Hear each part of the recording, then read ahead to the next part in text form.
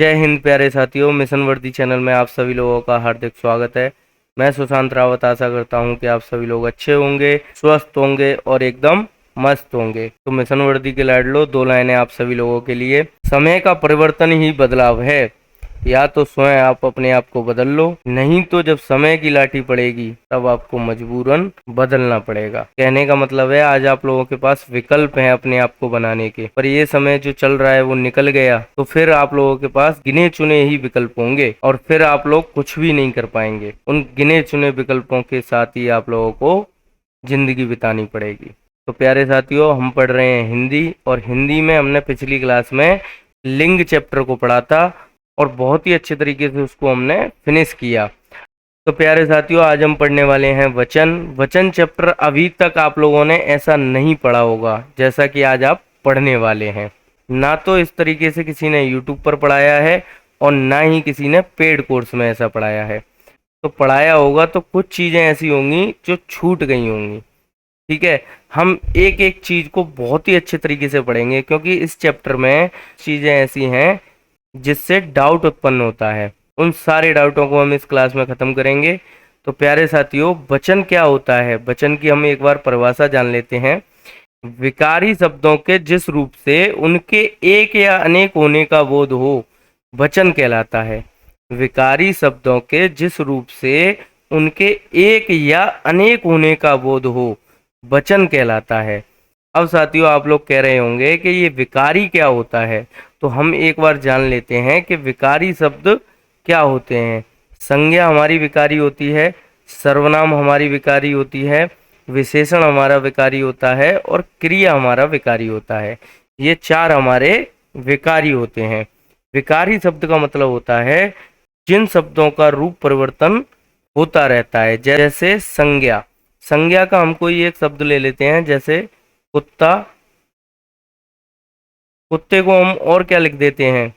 कुत्ते या कुत्तों, हम इसको लिख देते हैं ना। तो इसी को हम क्या बोलते हैं? विकार बोलते हैं या विकारी शब्द बोलते हैं। जैसे इसको हम कुत्ता भी लिख सकते हैं, कुत्ते भी लिख सकते हैं या कुत्तों भी लिख सकते हैं। इसी परिवर्तन को हम क्या बोलते हैं? विकार बोलते हैं। इसी प्रकार से साथियों, सर्वनाम। सर्वनाम क्या होता है? संज्ञा के बदले जिन शब्दों का यूज किया जाता है उनको ही हम क्या बोलते हैं? सर्वनाम बोलते हैं। जैसे यह। अब यह का हम परिवर्तन करेंगे तो क्या लिख देते हैं हम? ये। ठीक है, ऐसे ही वह का परिवर्तन रूप क्या होता है? वे। इसी प्रकार साथियों, जो विशेषण होता है उसमें भी बदलाव होता है। जैसे काला, क्या है? एक विशेषण है। इसको हम क्या लिख सकते हैं? काले भी लिख सकते हैं, है ना। काली भी लिख सकते हैं। इसी प्रकार से इनमें भी परिवर्तन होता है। अब इसी प्रकार साथियों, क्रिया। क्रिया क्या होती है? जैसे खेलना, है ना। खेलना हमने ले ली, एक क्रिया है। इसको हम क्या लिख सकते हैं? खेलते, है ना। इस प्रकार से साथियों, इन शब्दों में जो परिवर्तन आता है उसको ही हम विकार कहते हैं। अब आप लोग बहुत ही अच्छे तरीके से समझ गए होंगे कि विकारी शब्द क्या होता है। ठीक है, अब प्यारे साथियों, हम देख लेते हैं वचन के भेद। तो वचन के दो भेद होते हैं। कौन कौन से? एक तो होता है हमारा एक वचन और एक होता है हमारा बहुवचन। ऐसे शब्द जिनमें सिर्फ एक की बात की जा रही हो तो उनको हम क्या कहते हैं? एक वचन। और जिसमें एक से अधिक की बात की जा रही हो उसको हम क्या कहते हैं? बहुवचन कहते हैं। जैसे लड़का। लड़का का बहुवचन क्या हो जाएगा? लड़के। इसी प्रकार से साथियों, श्रीमती क्या है? एक वचन। और जब हम श्रीमती का बहुवचन करेंगे तो क्या लिख देंगे? श्रीमतियों। इसी प्रकार से साथियों, नदी। नदी का बहुवचन क्या होगा? नदियों। यहाँ तक प्यारे साथियों आप सभी लोगों को बिल्कुल क्लियर हो गया होगा। अब हम साथियों देख लेते हैं वचन के रूप। तो प्यारे साथियों, वचन के दो रूप होते हैं। एक होता है निर्विभक्ति रूप और दूसरा होता है सविभक्ति रूप। जब हम निर्विभक्ति को देखते हैं तो उसमें हम देख रहे हैं कि इसमें निर उपसर्ग लगा हुआ है। क्या लगा हुआ है? निर उपसर्ग। और निर उपसर्ग का मतलब होता है नहीं या बिना। बिना विभक्ति का रूप। ठीक है, इसका मतलब क्या होगा? बिना विभक्ति का रूप। और विभक्ति का मतलब क्या होता है?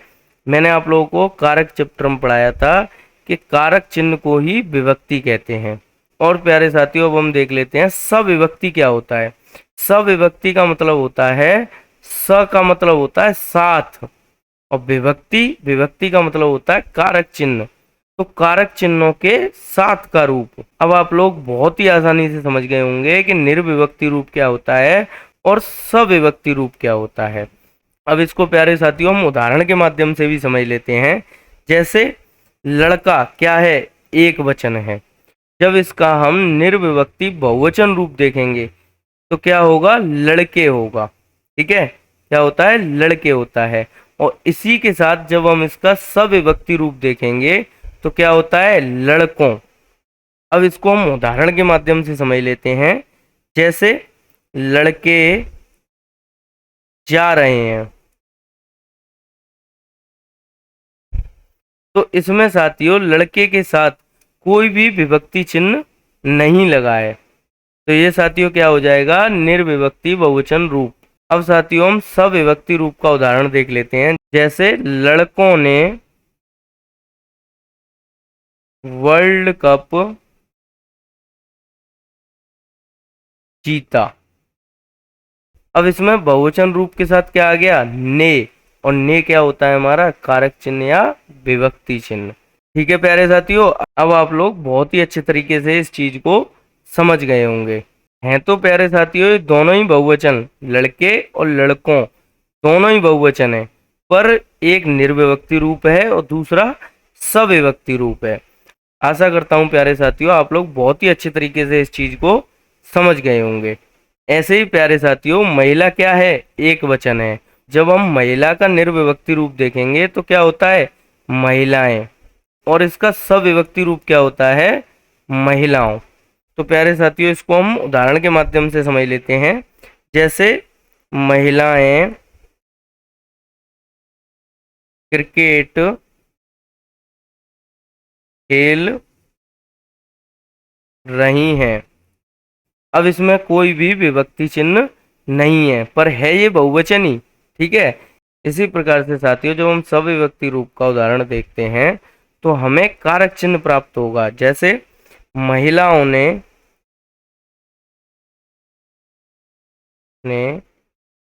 दिल्ली जाना है ना। तो इसमें महिलाओं ने के साथ क्या आ गया, ने कारक चिन्ह आ गया। ठीक है, तो इसलिए साथियों ये क्या है, सविभक्ति रूप है। अब प्यारे साथियों आप लोग निर्विभक्ति रूप और सविभक्ति रूप में आसानी से अंतर समझ गए होंगे। ऐसे ही प्यारे साथियों चश्मा हमारा क्या है, एक वचन है, और चश्मे हमारा क्या है, निर्विभक्ति बहुवचन रूप है। और जो चश्मों है वो हमारा क्या है, सविभक्ति बहुवचन रूप है। ये प्यारे साथियों आप लोगों से एग्जाम में पूछ लिया जाता है। इसी प्रकार से साथियों हम आगे देख लेते हैं। जैसे घोड़ा, घोड़ा का निर्विभक्ति बहुवचन रूप क्या हो जाएगा, घोड़े। और जब हम सविभक्ति बहुवचन रूप देखेंगे तो क्या हो जाएगा, घोड़ों। ठीक है, इसी प्रकार से साथियों जो आदमी है ये एक वचन है, और इसको जब हम निर्विभक्ति बहुवचन रूप में देखेंगे तो क्या होता है, आदमी ही होता है। मतलब एक वचन भी आदमी है और बहुवचन भी आदमी है। पर जब इसको हम सविभक्ति बहुवचन रूप में देखते हैं तो क्या हो जाता है, आदमियों। इसको हम उदाहरण के माध्यम से समझते हैं। जैसे आदमी दिल्ली जा रहा है, ये हमारा क्या हो जाएगा, एक वचन में हो जाएगा। ठीक है, ऐसे ही प्यारे साथियों इसका हम निर्विभक्ति बहुवचन रूप देख लेते हैं। जैसे आदमी दिल्ली जा रहे हैं, और इसका जब साथियों हम सविभक्ति बहुवचन रूप देखते हैं तो क्या हो जाएगा, आदमियों ने दिल्ली जाना है। ठीक है, ये जो पहला वाला है ये हमारा क्या हो गया, एक वचन हो गया, और ये जो हमारा दूसरा वाला है ये हमारा क्या हो गया, निर्विभक्ति बहुवचन रूप। और जो हमारा ये तीसरा वाला है ये हमारा क्या हो जाता है, सविभक्ति बहुवचन रूप। ठीक है, अब आप लोग बहुत ही आसानी से इन तीनों में अंतर समझ गए होंगे। ठीक है, बहुवचन वालों में ज़्यादा कन्फ्यूजन होती है, इसलिए आप इन दोनों पे ज़्यादा ध्यान दीजिएगा। आदमी दिल्ली जा रहे हैं, ये भी बहुवचन है। आदमियों ने दिल्ली जाना है, ये भी बहुवचन है। अब प्यारे साथियों, आप लोग मेरी बात को बहुत ही अच्छे तरीके से समझ गए होंगे। इसी प्रकार से साथियों, ये आप लोगों के लिए इम्पोर्टेंट हो जाता है पानी। पानी का एक वचन भी पानी होता है, पानी का निर्विभक्ति बहुवचन रूप भी पानी ही होता है, और पानी का सविभक्ति बहुवचन भी क्या हो जाता है, पानी ही हो जाता है। ठीक है, ये आप लोगों के लिए इम्पोर्टेंट है। इसी प्रकार से साथियों, छात्र जो है वो क्या होता है, एक वचन होता है, और इसका जो निर्विभक्ति बहुवचन होता है वो क्या होता है, छात्र होता है। और साथियों, जो इसका सविभक्ति बहुवचन रूप है वो क्या हो जाता है, छात्रों। ठीक है, जब विभक्ति चिन्ह के साथ लिखा जाएगा तो क्या लिखा जाएगा, छात्रों। ठीक है, इसी प्रकार से साथियों, जो आंसू होता है उसका एक वचन क्या होता है, आंसू ही होता है, और इसका जो निर्विभक्ति बहुवचन होता है वो भी आंसू ही होता है। पर इसका जो सविभक्ति बहुवचन रूप होता है वो क्या होता है, आंसुओं होता है। मतलब विभक्ति के साथ आंसू का बहुवचन क्या होगा, आंसुओं होगा। तो प्यारे साथियों, मैं आशा करता हूँ कि ये चीज़ आप लोगों के दिमाग में बहुत ही अच्छे तरीके से बैठ गई होगी। तो प्यारे साथियों, आज की क्लास में बस इतना ही था। अगली क्लास में इस चैप्टर को हम फिनिश कर चुके होंगे, और अगली क्लास के बाद इस चैप्टर से रिलेटेड आप लोगों के जितने भी डाउट हैं उन सबको भी हम खत्म कर चुके होंगे। तो साथियों, वीडियो अच्छी लगी हो तो वीडियो को लाइक करें, शेयर करें और चैनल को सब्सक्राइब करें। जय हिंद,